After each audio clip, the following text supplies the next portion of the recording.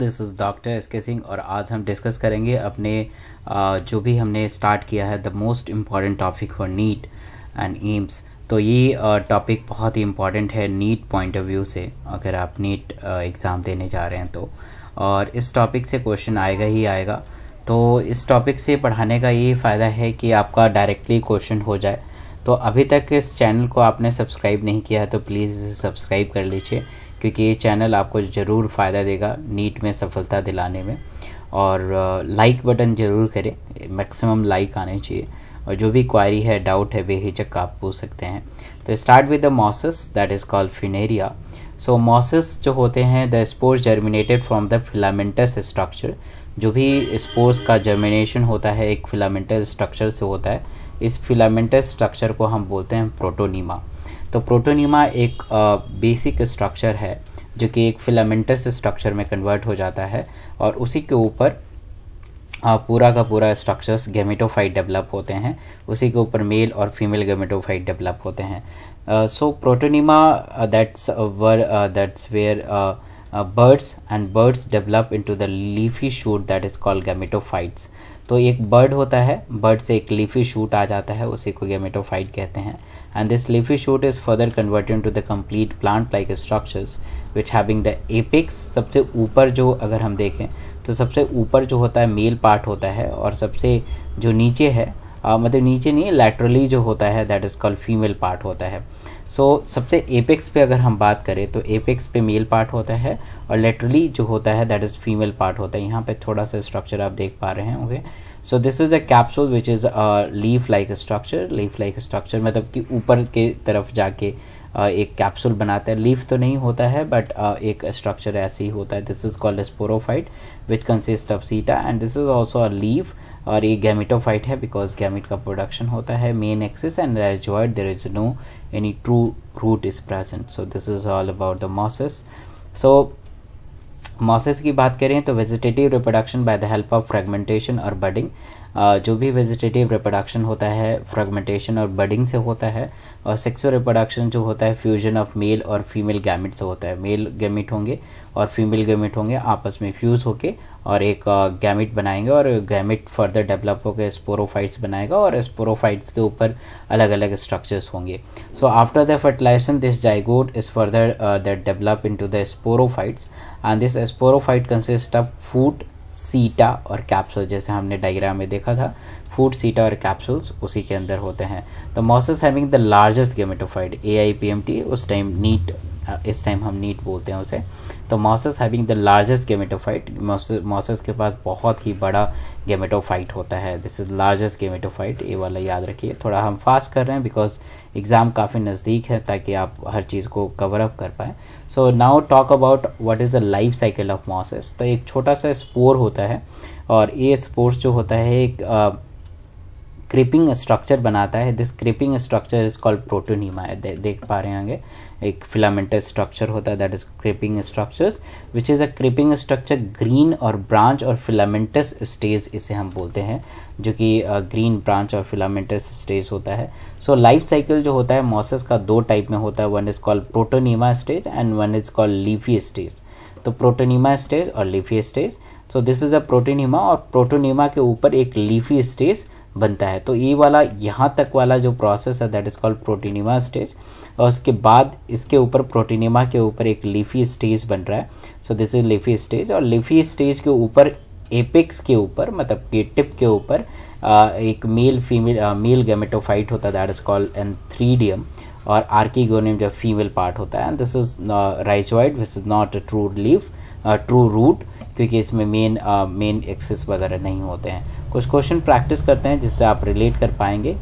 So protonema occur in the life cycle of, direct question आया था कि protonema किस में होता है। अभी हमने पढ़ा था कि प्रोटोनीमा जो होता है फिनेरिया में होता है, मॉसेस में होता है। ठीक है, मॉसेस फिनेरिया एक ही है, मतलब इसका अलग अलग कैटेगरी है। और नेक्स्ट है like which of the following has the largest gametophyte. अभी मैंने आपको बताया था कि लार्जेस्ट किस में होता है, तो लार्जेस्ट गेमेटोफाइट जो होता है मॉसेस में होता है। बहुत ही आसान क्वेश्चन और डायरेक्टली टू द पॉइंट, इसलिए जो भी स्लाइड है बहुत ही इंपॉर्टेंट है। हर चीज़ का एक ऑथेंटिसिटी है कि हाँ इस स्लाइड से क्वेश्चन आने की संभावना बढ़ जाती है। Now we talk about sphagnum, sphagnum के बारे में हम जानने की कोशिश करेंगे। यहाँ एक छोटा सा डायग्राम आप देख पा रहे होंगे। सो ये डायग्राम जो है स्पैग्नम का है, जिसमें आर्किगोनियल ब्रांचेस है, this is a female part, और एंथ्रीडियम जो कि मेल पार्ट जो कि ऊपर रहता है, this is a branches. So this sphagnum is called peat moss और बॉग मॉस। इसे हम क्या बोलते हैं, पीट मॉस और बॉग मॉस बोलते हैं। They are grown in a boggy area, therefore they are called bog moss, and they are use as a cotton as a older time. आज के टाइम में कॉटन को कॉटन की तरह यूज़ करते हैं, बहुत सारे यूजेस होते हैं कॉटन के, बट उस टाइम कॉटन इंडस्ट्री इतनी वेल डेवलप नहीं थी, इसलिए उस टाइम हम इसे कॉटन की तरह यूज़ करते थे।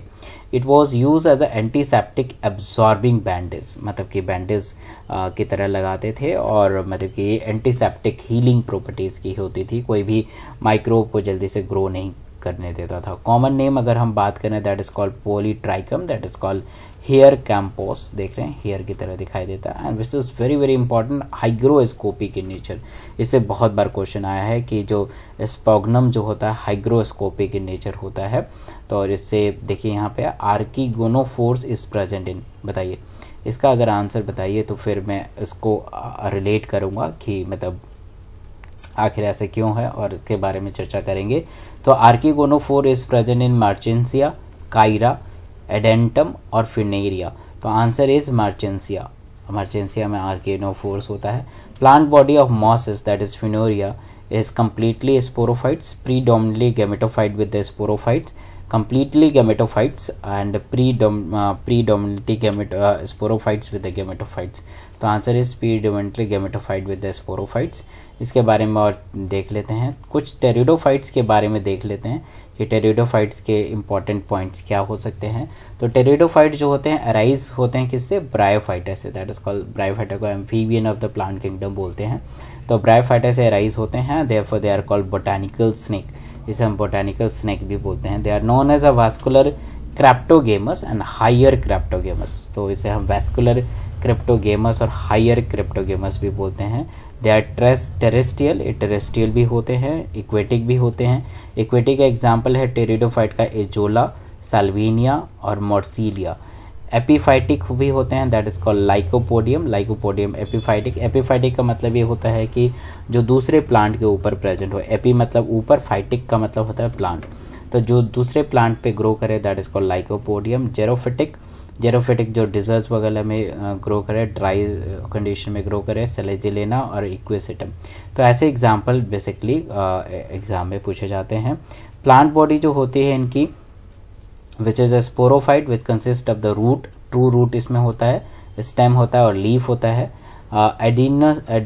that adventitious roots is also present, मतलब कि जो adventitious roots है वो भी इसमें present होता है। leaf can be microphylous, मतलब छोटे छोटे leaf हो सकते हैं, microphylous हो सकते हैं, which is a small without forming any leaf gap। तो ये small होता है, कोई भी leaf gap नहीं होता है इसमें। Selagelena और macrophylous। Vascular tissue that is xylem and phloem इसमें प्रेजेंट होते हैं, वैस्कुलर टिश्यू इसमें प्रेजेंट होते हैं, जाइलम एंड फ्लोएम। तो ये बेसिक कहानी है। Now we talk about some classifications और स्पोर्स के बेसिस पे इसे कैसे कैसे डिवाइड कर सकते हैं। तो evolutionary they are the first terrestrial plant to have a xylem and phloem that is called pteridophytes.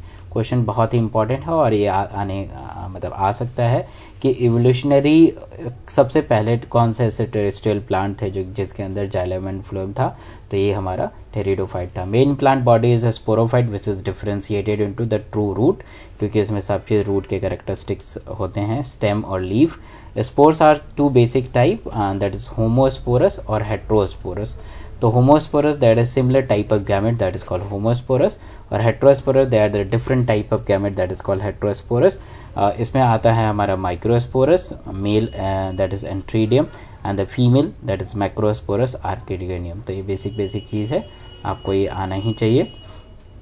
Now देख लेते हैं इसमें और कुछ कैरेक्टरिस्टिक्स फीचर। द लीफ में बी सिंपल और कंपाउंड।